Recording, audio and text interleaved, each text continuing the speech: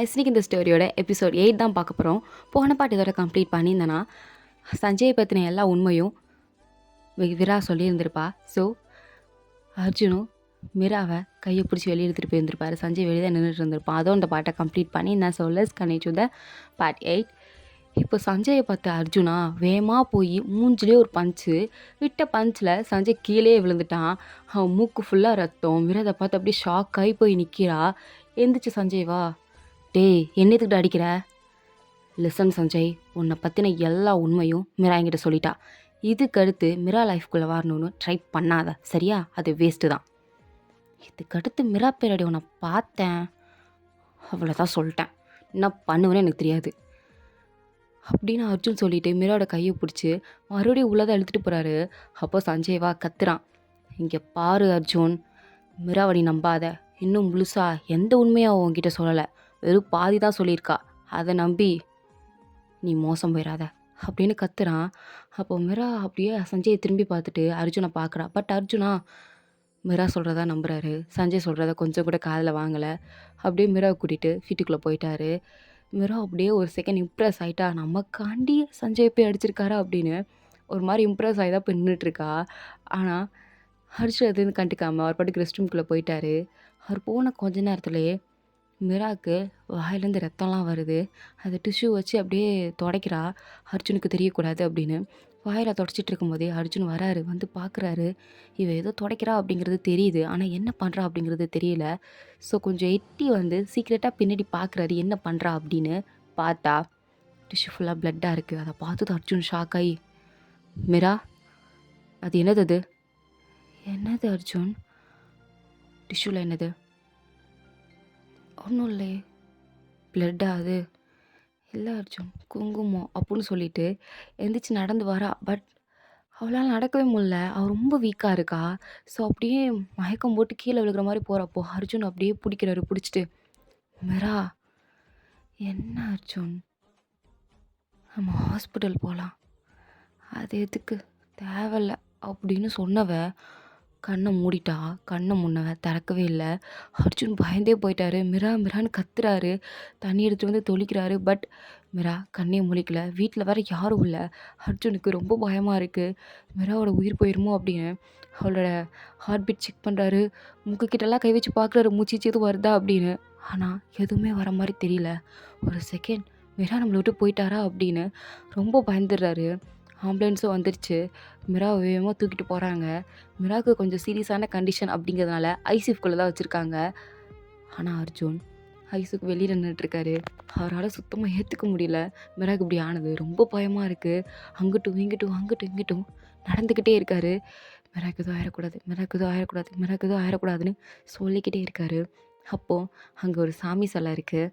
அதை பார்த்து, நான் இது வரைக்கும் கடவுள் மேலே நம்பிக்கை வச்சதும் இல்லை, கையெடுத்து கும்பிட்டு வேண்டதும் இல்லை.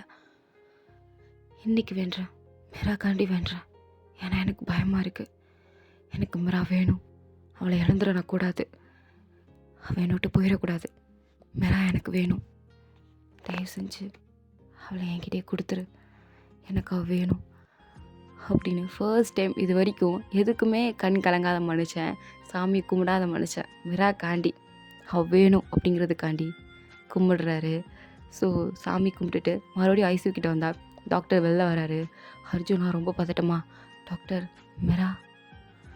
அர்ஜுன் கண்டிஷன் ரொம்ப சீரியஸாக போயிட்டுருக்கு. Day by day Mira week ஆகிட்டே தான் போகிறா. அவளோட நிலமை சரியில்லை அப்படின்னு சொன்னதும் அர்ஜுன் அப்படியே ஷாக் ஆகுறாரு. ரொம்ப பயமாக இருக்குது. டாக்டர் என்ன டாக்டர் சொல்கிறீங்க? இங்கே பாருங்கள் அர்ஜுன், மிரா ரொம்ப ஸ்ட்ரெஸ் ஆகக்கூடாது. அப்படி ஆனால் அவளோட கண்டிஷன் ரொம்ப கிரிட்டிக்கல் ஆயிரும். ஸோ அதுக்கடுத்து நம்மளால் எதுவுமே பண்ண முடியாது. இப்போ கூட ஆப்ரேஷன் பண்ணால் ஒரு 50% ஆர் 10% காப்பாற்றுற சான்ஸ் இருக்குது. பட் இந்த கண்டிஷன் கண்டினியூஸாக தொடர்ந்துட்டு இருந்ததுன்னா நம்மளால் 10% கூட மிராவை காப்பாற்ற முடியாது. ஸோ இருக்கிற வரைக்கும் அவளை டிப்ரெஷன் ஆக்காதீங்க, ஸ்ட்ரெஸ் ஆக்காதீங்க, ஓகேவா? கொஞ்சம் ரிலாக்ஸாக காமாக அவளை கொஞ்சம் நிம்மதியாக வச்சுக்கோங்க. அவள் ஹாப்பியாக இருக்கணும், அதுதான் இம்பார்ட்டன்ட். அப்படி இருந்தால் மட்டும்தான் அவளை காப்பாற்ற முடியும். அது என் கையில் இல்லை அர்ஜுன், உங்கள் கையில் தான் இருக்குது அப்படின்னு சொல்லிட்டு டாக்டர் அங்கேருந்து போயிட்டாரு.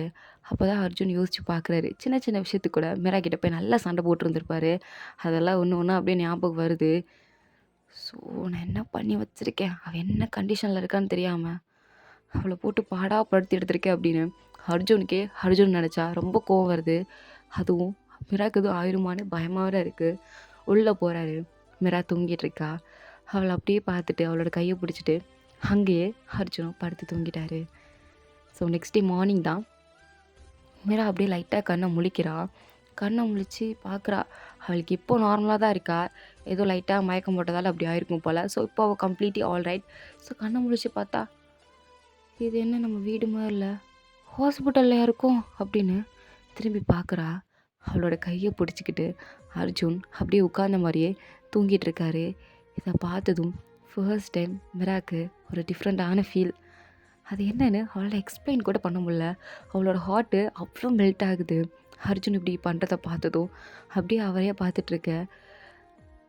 அர்ஜுன் அப்படியே கண்ணை முழிச்சு பார்க்குறாரு. மிரா கண்ணு முழிச்சா தெரிஞ்சதுக்கப்புறம் என்னை நீ ரொம்ப பயமுறுத்திட்ட அப்படின்னு சொல்கிறாரு. அதுக்கு மிரா எதுவுமே சொல்லாமல் அப்படியே ஒரு மாதிரி ஸ்டன்னாக போய் பார்த்துட்ருக்கா. அவளே அறியாமல் அவளோட கண்ணிலேருந்து வேறு லைட்டாக கண்ணீர்லாம் வருது. அதுக்கு அர்ஜுனா எதுக்கு அழுகிற அப்படின்னு கண்ணீர்லாம் துடைச்சி விட்டுட்டு அவள் ஹெல்த்தியாக இருக்கணும்னு சிக்கன் சூப்லாம் வாங்கிட்டு வந்திருக்காரு. அதை எடுத்து அவரே மிராக்கு ஃபீட்டும் பண்ணுறாரு. அதை மிரா சாப்பிட்டுட்டு என்னாச்சு கான்ட்ராக்ட் ஹஸ்பண்டுக்கு ரொம்ப கேரிங்கோ அப்படின்னு விளாட்டா கேட்குறா. அதுக்கு அர்ஜுன் சிரிச்சிட்டே கான்ட்ராக்ட் வேணால் சீக்கிரம் முடியலாம், ஆனால் உன்னை கேர் பண்ணுறத என்னால் நிறுத்தவே முடியாது மிரா அப்படின்னு ரிட்டன் பதில் கொடுக்குறாரு. இதை கேட்டதும் மிரா எதுவுமே பேசாமல் அமைதியாக சாப்பிட்டுட்ருக்கா. நான் கேட்காமலே இருந்திருக்கலாம், ஏன் இவர் இப்படி பேசுகிறாரு, எனக்கு ஒரு மாதிரி ஆகுதே அப்படின்னு யோசிச்சுட்டு குனிஞ்சு லைட்டாக சிரிக்கிறா. அர்ஜுன் அவள் சிரிக்கிறத பார்த்ததும் மிரா நீ இப்போ சிரிச்சியா? இல்லையே, நான் சிரிக்கலையே. பொய் சொல்லாத, நீ சிரிச்சல்ல, நான் பார்த்தேன். இல்லையே, நான் ஒன்றும் சிரிக்கலை. உங்களுக்கு கண்ணு சரியாக தெரியாதுன்னு நினைக்கிறேன். நான் சாப்பிட்டுட்டு தான் இருந்தேன், உங்களுக்கு தான் சிரிக்கிற மாதிரி தெரிஞ்சிருக்கு. அப்படியா, சரி இருக்கட்டும். நீ சிரிச்சனா எனக்கு சந்தோஷம்தான், அதுக்கு எனக்கு கண்ணு தெரியாமலே இருக்கட்டும். அர்ஜுன் நீங்கள் ரொம்ப பேசுகிறீங்க. சரி நான் பேசலை, நீ சாப்பிடு அப்படின்னு ரொம்ப ஸ்வீட்டாக பிஹேவ் பண்ணுறாரு. இந்த மாதிரி அர்ஜுன் மிரா கிட்ட பிஹேவ் பண்ணதே இல்லை. பட் இப்போ அவர் பண்ணுறதை பார்த்ததும் மிராக்கு ஒரு மாதிரி ஃபீலிங்ஸ்லாம் கூடிக்கிட்டே போகுது. அர்ஜுனும் மிராவை பார்த்துக்கிறது ஒரு பேண்டனாக நினைக்கல. அவருக்கு ஸ்டில் ஒரு ஹாப்பியாக ஃபீல் ஆகுது. நம்ம ஒய்ஃபை நம்ம பார்த்துக்குறோம் அப்படின்னு அவருக்கு ரொம்ப ஹாப்பியாக தான் இருக்குது. இது ஒரு பேர்டனாக அவருக்கு கொஞ்சம் கூட தெரியவே இல்லை. ஸோ மிராவோட ஹாஸ்பிட்டல் பில்லாம் அர்ஜுன் பே பண்ணிகிட்டு இருக்கும்போது தான் ராகுல் வரான். ராகுல் அர்ஜுனை சீக்கிரட்டாக மீட் பண்ணுறான். அர்ஜுனும் சொல்லு ராகுல், என்ன சொல்லணும்? இங்கே பாருங்கள் அர்ஜுன், உங்களுக்கு சஞ்சயை பற்றி தெரியும்னு நினைக்கிறேன். யா தெரியும், மிரா எல்லாத்தையும் சொல்லிட்டா. நல்லது. இங்கே பாருங்கள், நீங்கள் நினைக்கிற மாதிரி சஞ்சய் சாதாரணமான ஆள் கிடையாது. நீங்கள் அடித்ததும் மிரட்டினதும் அவன் மிரா விட்டு போகிறதுக்கு. அவன் சீரியஸாகவே மிரா மேலே அப்சஸ்டாக இருக்கான். அவனுக்கு மிரானா ஒரு பைத்தியம் மாதிரி, அவள் வேணும் அப்படிங்கிறதுல ரொம்ப முடிவாக இருக்கான். மிரா அவனோட என்கேஜ்மெண்ட்டை கேன்சல் பண்ணான். பட் சஞ்சய்வால் அதை ஏற்றுக்கவே முடியல. கடைசி வரைக்கும் இவன் நம்மக்கிட்ட தான் இருக்கணும், நம்ம விட்டு போகக்கூடாது அப்படின்னு மிராவை போட்டு பயங்கரமாக டார்ச்சர் பண்ணான். அவங்க அம்மாவே இதால் ரொம்ப டிஸ்டர்ப்டாக ஃபீல் பண்ணாங்க. மிரா அதுக்கும் மேலே. ஸோ அவளோட ஹார்ட் கண்டிஷன் இப்படி இருக்கிறதுக்கு ரீசனே one of the reason Arjun தான். ஏன்னா ரொம்ப பாடாப்படுத்தி எடுத்துட்டான். ஸோ இதுக்கடுத்தும் மிராவை நீங்கள் தான் கேர்ஃபுல்லாக பார்த்துக்கணும். எனக்கு புரியுது ராகுல், நான் நிச்சயமாக மிராவை ஹாப்பியாக பார்த்துப்பேன். சஞ்சயை நெருங்க விட மாட்டேன். நல்லது அர்ஜுன் அப்படின்னு சொல்லிட்டு ராகுல் அங்கேருந்து சொல்லிட்டு நான் மிராவை பார்க்க போகிறேன் அப்படின்னு மிராவை பார்க்க வரான். ஆக்சுவலி 2 பேர் கசின்ஸ் தானே, அது மட்டும் இல்லாமல் பெஸ்ட் ஃப்ரெண்ட்ஸ் வேறு. ஸோ நல்லா பேசி சிரிச்சிட்டு இருக்காங்க. அப்போ அர்ஜுன் உள்ளே வரான். இதுங்க 2 நல்லா பேசி பல்ல காட்டுறதை பார்த்ததும் அர்ஜுனுக்கு அப்படியே பயங்கர பொசசிவ், இம்மிடியேட்டாக பொசசிவ் ஆகுது. 2 பேருக்குள்ளே ஒன்றும் இல்லை தான். பட் அர்ஜுனால் அதை ஏற்றுக்க முடியல. ஸோ அப்படியே கோவமாக வந்து மிரா டேப்லெட் சாப்பிடு அப்படின்னு ரூடாக சொல்கிறானா. அதுக்கு ராகுலா, என்ன அர்ஜுன் பொசசிவா? இல்லையே ராகுல், எனக்கு எதுக்கு பொசசிவ் ஆக போகுது, அதெல்லாம் ஒன்றும் இல்லை. இல்லை அர்ஜுன், மூஞ்சை பார்த்தாலே தெரியுது அப்படின்னு ராகுல் வேற சொல்கிறான். அதுக்கு அர்ஜுன் எதுவும் சொல்லாமல் தெரியுதுல்ல இப்போ மூடு அப்படின்ற மாதிரி தான் ரியாக்ஷன் கொடுத்துட்ருக்காரு. ஸோ மிராக்கு டேப்லெட்லாம் போடும்போது மிரா சொல்கிறா, அர்ஜுன் நான் வீட்டுக்கு வரேன். என்னால் இங்கே இருக்க முடியல. எனக்கு ஒரு மாதிரியாக இருக்குது ஹாஸ்பிட்டலில் இருக்கிறது. எனக்கு பிடிக்கல. பிடிக்கலையா? இங்கே இருக்கிறது பிடிக்கலையா? நம்ம இங்கே இருந்து தான் ஆகணும். உன்னோட கண்டிஷன் எப்போ எப்படி மாறினே தெரில. 2 டேஸ் இங்கே ஸ்டே பண்ணும். அர்ஜுன் ப்ளீஸ் வீட்டுக்கு கூப்பிட்டு போங்க. எனக்கு இங்கே இருக்கவே பிடிக்கல. வீட்டில் யாரும் இல்லை மீரா. அவனை யார் பார்த்துப்பா? யாரும் என்னை பார்த்துக்க வேண்டாம். நானே என்னை பார்த்துக்கிறேன். இல்லை நீங்களே என்னை பார்த்துக்கிறதுக்கு அப்படின்னு ஒரு வார்த்தை தான் கேட்குறா.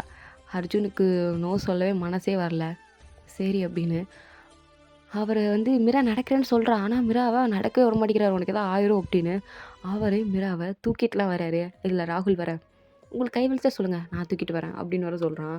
அதுக்கு அர்ஜுனா, என் ஒய்ஃபை தூக்குறதுக்கு எனக்கு எதுக்கிட்ட வலிக்க போகுது, எனக்கு அதெல்லாம் ஒன்றும் வலிக்கலை அப்படின்னு சொல்லிட்டு மிரா முன்னாடியே சொல்கிறான்.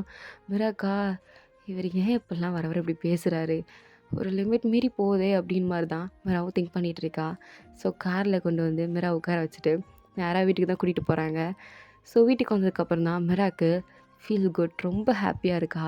ஸோ பால்கனில் நின்று எதையோ அப்படியே தீவிரமாக உட்காந்து யோசிச்சுட்டு இருக்கும் போது தான் பின்னாடி சைலண்ட்டாக அர்ஜுன் வராரு. அதுவும் மிராக்கு ஆப்பிள் ஜூஸ் போட்டு எடுத்துகிட்டு வந்திருப்பாரு. அவருக்கு ஆக்சுவலி போடவே தெரிஞ்சிருந்திருக்காது. அவங்க பாட்டிகிட்டலாம் ஃபோன் பண்ணி கேட்டு ஆன்ட்டிகிட்டலாம் கேட்டு எப்படி பண்ணோம் அப்படின்னு கிளியராக தெரிஞ்சு அதை பண்ணி எடுத்துகிட்டு வராரு. அதுவும் சைலண்ட்டாக வராரா. மிரா பார்க்குறா, என்னது இது ஜூஸு? யாருக்கு? உனக்கு தான். எனக்கு எதுக்கு? உனக்கு தானே உடம்பு சரியில்லை. அர்ஜுன் என்னை இப்படி ட்ரீட் பண்ணாதீங்க. I'm all right. இப்படி சிரிச்சுட்டே சொன்னா நீ சரியாயிட்டா நான் நம்பணுமா? அதெல்லாம் முடியாது, இதை குடி அப்படின்றான். அதுக்கு மிராவும் சிரிச்சுட்டே அதை வாங்குறா. ஸோ இதோட இந்த பார்ட் கம்ப்ளீட் ஆகுது. தேங்க்ஸ் ஃபார் வாட்சிங் மை வீடியோ गाइस.